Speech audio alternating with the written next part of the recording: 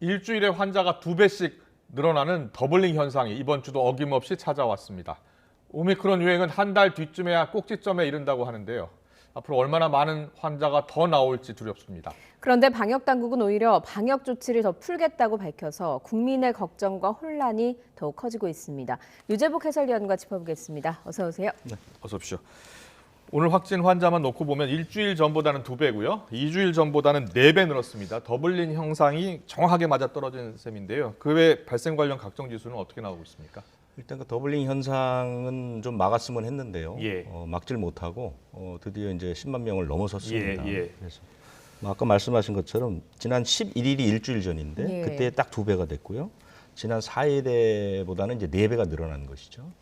그런데 문제는 이제 앞으로 더 늘어날 확률이 굉장히 높다는 것이죠. 그것을 뒷받침하는 지수가 감염 재생산 지수라는 게 있는데요. 예. 이게 지난주 감염 재생산 지수가 1.6을 기록했습니다. 그러니까 한 명이 한 명 하고 이제 0.6명을 네. 하게 되니까요. 예. 산술적으로 해도 이것이 한 열흘 정도 지나게 되면 2배가 넘게 늘어날 수밖에 없는 그런 상황이고요. 또 하나 걱정되는 것은 이제 60대 이상의 고령층 확진이 지속적으로 늘고 있다는 것이죠. 예. 원래는 그 60대 이상의 확진 비율이 한 자릿수까지 떨어졌었거든요. 예. 8%까지 떨어진 적이 있습니다. 왜냐하면 우리나라의 그 고령층들의 접종률이 워낙 높기 때문에. 그런데 워낙 확진 환자가 늘다 보니까 고령층이 지금 11.7% 정도까지 이제 비중이 커졌는데, 비중은 많이 안 늘었는데 숫자로 놓고 보니까 확진 환자 60대 이상의 확진 환자 규모가 2.6배가 늘어난 거죠. 그러니까 일주일 2주 전에 60대 이상이 100명이었으면 지금 260명이 나왔다는 거니까 60대 이상이 위험한 것은 위중증으로 갈 확률과 치명률이 워낙 높기 때문에 사실은 지금 국가의 방역 체계 자체가 확진 환자를 관리하는 수준이 아니고 위중증과 사망률을 낮추는 데 이제 초점이 맞춰져 있는데 60대 이상의 고령층이 늘어난다는 것은 의료 체계에 직접적으로 타격을 줍니다. 굉장히 어렵죠. 그런데 이제 아직까지 나온 그 전체적인 지표를 놓고 보면 위중증 발생률은 워낙 낮습니다. 우리나라가 이제 다른 나라에 비해서도 굉장히 낮고요. 그래서 지금 그 중환자 병상 그 사용률도 지금 아직 30% 정도대에 머물고는 있거든요. 그런데 확진 환자가 늘어나게 되면 이제 다 같이 타격을 받게 되는 것이기 때문에 앞으로가 훨씬 더 이제 위험한 상황이 올 수 있는 것이죠. 전문가들이 뭐 실제로 한 30만 명 정도까지 3월 초중순이 되면 늘 수 있다라고 전망을 하던데 그렇게 되면 위중증 환자는 어느 정도까지 늘 것으로 예상을 하고 있는 건가요? 그러니까 미국은 이제 우리보다 접종률이 낮습니다. 왜냐하면 미국은 한 60% 초반대에서 더 이상 접종률이 올라가질 않거든요. 그리고 이제 워낙 그 감염 환자가 많아서 오미크론 유행이 3주 만에 정점을 찍고 3주 만에 내려왔습니다. 짧았죠. 그러니까 한꺼번에 부담을 확 주고 뚝 떨어졌는데 우리는 접종률이 비교적 높기 때문에 정점 올라가는데 7주 정도 될 걸로 예상이 됩니다. 미국보다 길죠. 그러면 7주 정도로 올라간다면 7주 정도가 돼야 내려온다는 얘기가 되거든요. 이것은 방역 측면에서는 유리한 요소긴 하지만 어쨌든 정점에 이르는데 아직 한 달 정도가 남았다는 것이죠. 1월 24일에 이제 우세종이 됐으니까요. 그래서 다음 달 중순이 되면 지금으로부터 정확히 4주에서 5주 정도가 남았습니다. 그런데 일주일마다 더블링이 일어난다. 그렇게 되면 정말 생각하기도 싫을 정도의 엄청난 숫자가 나오는 것이죠. 그래서 지금 여러 가지 그 예측을 해봤는데 지금 그 3월 중순에 27만 명까지 나온다. 이런 얘기가 이제 가장 최근에 나온 국가수리과학연구소라는 곳에서 예측을 했고 이것은 보고된 환자의 숫자가 27만 명이고 그 보고가 안 된 감염자, 그러니까 확진 판정을 받지 않은 감염자까지 포함을 하면 하루에 34만 명, 35만 명 정도 나온다는 얘기죠. 그러면 3월 중순에 35만 명이 나오면 그때부터는 어떻게 방역을 하느냐에 따라서 그 35만 명이 유지될지 꺾여서 빠르게 떨어질지 이 부분이 이제 방역 대책과 연관되는 부분이거든요. 근데 지금 이제 문제는 지금 방역 대책이 점점 완화되고 있는 이런 현상이라서 사실 걱정이 많고요. 아까 위중증 얘기하셨는데 위중증은 사실 우리나라 위중증이 지금까지 놓고 보면 100만 명 중에 6명 정도밖에 안 돼요. 굉장히 낮습니다. 외국에 비해서. 그런데 질병청정이나 이런 사람들이 지금 확진세가 워낙 무섭다 보니까 3월 중순에 1,000명에서 2,500명까지 늘어날 수 있다. 이렇게 얘기를 하고 있거든요. 감당이 될까요? 지금 그 방역 당국에 밝힌 것으로 보면 2,000명까지는 가능하다 이렇게 이제 얘기는 하고 있습니다. 그렇지만 이것이 그런 위중증 환자가 지속적으로 가게 되면 어쨌든 감당하기가 어려워지는 거거든요. 예. 그렇기 네. 때문에 다시 손을 봐야 될지도 모른다 이런 생각이 들고요. 문제는 지금은 계속해서 시설이나 대책에 관한 얘기들만 하고 있지만 사람에 대한 문제를 좀 우리가 등한시하는 게 있습니다. 의료 인력의 번아웃 현상은 어떻게 할 것이냐. 예. 지금도 정신없이 바쁜데 이렇게 확진 환자가 늘어날 경우에 인력 관리를 어떻게 할 것이냐. 이 문제도 좀 신경을 써야 될 것으로 보입니다. 방역 당국이 오늘 다음 달 2일쯤에 중환자가 1,000명을 넘을 것으로 보인다. 그리고 최대 2,500명 정도 예상된다라고 했는데요. 환자가 계속 늘고 있고 또 급증하고 있는데 방역 조치를 조금 완화하는 거에 대해서 많은 전문가들이 좀 우려를 하더라고요. 그런데도 정부가 방역 조치를 완화한 이유는 어디에 있습니까? 어쨌든 얼마 전부터 네. 방역 대책의 비과학적 요소들이 자꾸 이제 들어가는 부분에 대해서 많은 전문가들이 걱정을 많이 하고 비판을 많이 했었는데요. 네. 이번에도 사실상 과학적인 요인이 들어간 것 같지는 않습니다. 예. 방역 당국에서 얘기하는 건 첫 번째는 우리 그 소상공인들의 어려움이 너무 크다. 네. 그분들을 좀 배려하는 입장에서 1시간을 연장했다. 그리고 두 번째는 아까 말씀드린 것처럼 위중증이나 치명률이 아직 안정적이다. 그렇기 때문에 조금 풀어도 된다라고 얘기를 하지만 예. 전문가들이 얘기하는 건 이제 그런 얘기를 하지 않죠. 왜냐하면 제가 여러 차례 말씀드린 것처럼 국민들에게는 하나하나의 세밀한 조치가 중요한 것이 아니라 예. 국민들에게 주는 신호가 중요합니다. 그러니까 지난해 연말에 한 달 동안 했던 일상 회복 때도 모든 지표가 나쁜 쪽으로 가리키고 예. 있는데 방역 당국에서 그것을 풀면서 문제 없다라고 계속해서 신호를 줬거든요. 그렇기 때문에 우리가 식당이나 카페를 1시간 더 이용하는 게 중요한 게 아니라 예. 국민들 전체의 방역에 대한 경각심이 옅어진다는 것이죠. 그것이 집단 감염을 일으킬 수밖에 없는 것이고 하루에 35만 명이 나온다는 예측은 오늘까지의 거리두기 조치에 입각해서 예측한 겁니다. 아, 그렇군요. 그런데 예. 이제 풀렸단 말이죠. 내일부터 예. 풀립니다. 네. 네. 풀리게 되면 거기에 따르는 방역 해이 효과까지 합치게 되면 35만 명에서 얼마나 더 늘어날지 예측할 수 없는 것이죠. 예. 그렇기 때문에 많은 방역 전문가들이 왜 지금 그 조치를 완화하느냐.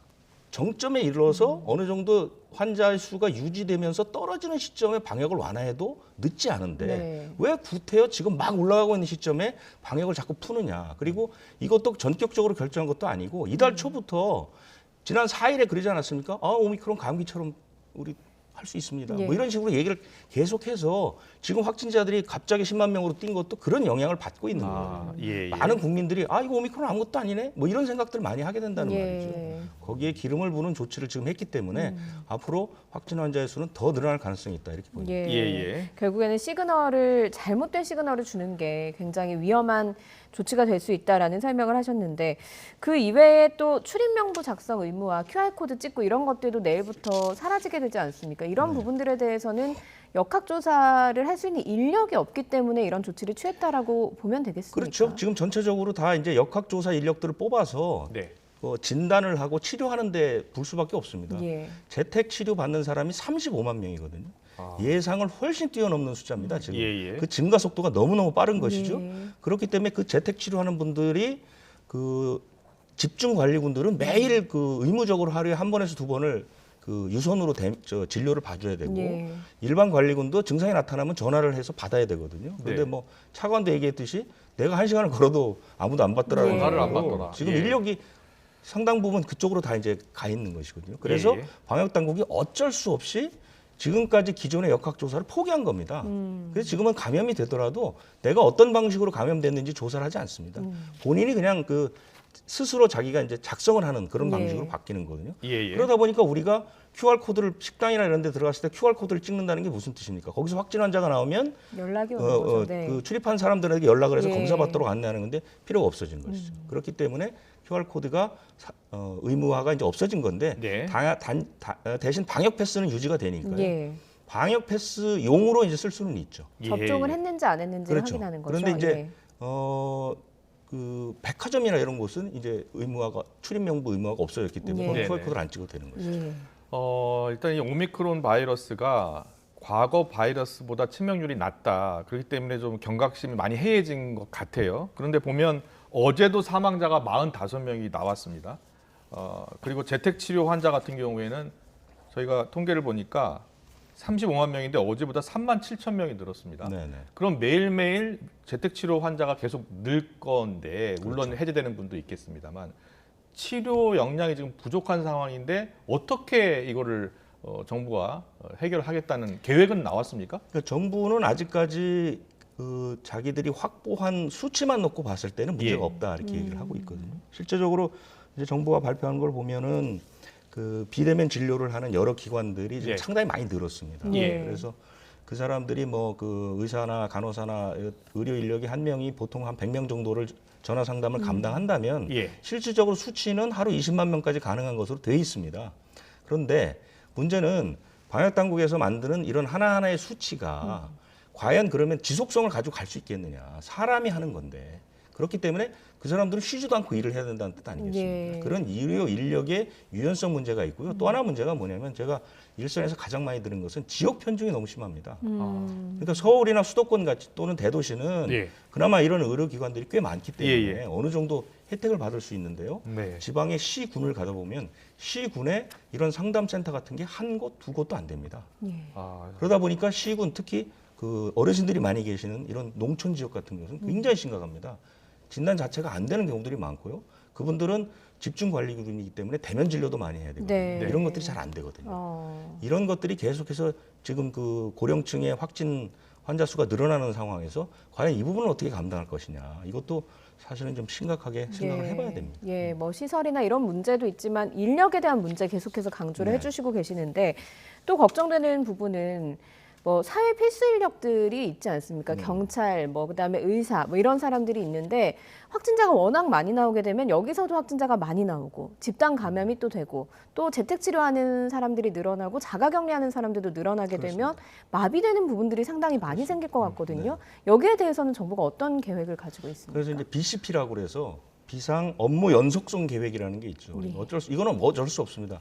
너무 환자가 많이 나와서 조금 전에 얘기하신 것처럼 필수 시설에서 많은 사람들이 한꺼번에 빠질 경우. 뭐 예를 들어서 뭐 파출소에서 집단 감염이 그렇죠. 나온다든지. 그래서 예. 이제 갑자기 근무하시는 분들이 갑자기 다 예, 예. 예. 이제 격리가 돼버리면 그 일대의 치안 문제를 어떻게 할 것이냐. 그렇죠. 이런 부분들이 예. 있고요. 그게 이제 그런 부분들이 한두 가지가 아니죠.